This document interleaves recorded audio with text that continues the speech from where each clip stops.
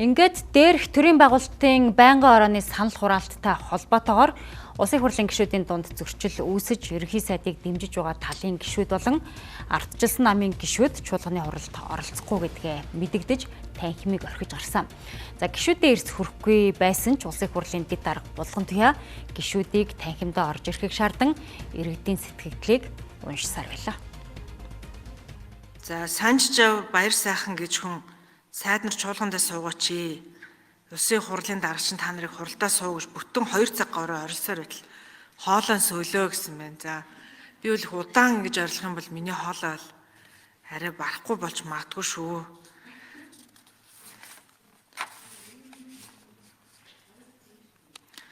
За мөнх оргил цэдэн гэж хүн за чааваста төсөв хилцэн гэсэн чинь говийн бүсээс ганц гишүүн сууж байна. Бидний сонгосон хүмүүсээ биднийг төлөөлж чадахгүй байна шүү гэсэн байна.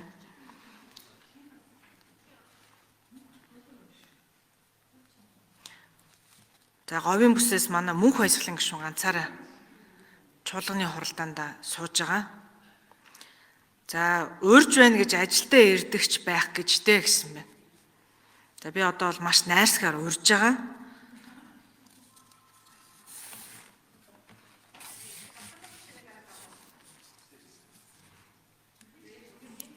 За анх баяр гэж хүн улс орныхоо архишгийг эрхэмлээд орж ирж ажиллаа хийе гэсэн байна.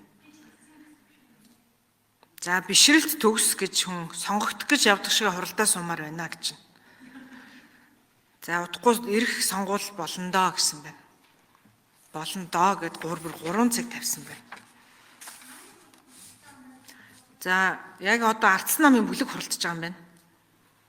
За ингээд ардсан намын бүлэг хуралдаад улсын хурлын чуулган дээр уг нь бас хэлсэн юм аа энэ асуудал дээр хэлцэх асуудлаа эхлүүлчихэд эрцээ бүрдүүлчихэд чуулганы хуралдаанаас бол завсарлага авах бол бүрэн эрх бол байгаа намын бүлгийн хувьд тухайн хэлцэж байгаа асуудал дээр ч гэдэг юм уу ингээд бүрэн эрх завсарлага авах бол эрх байгаа.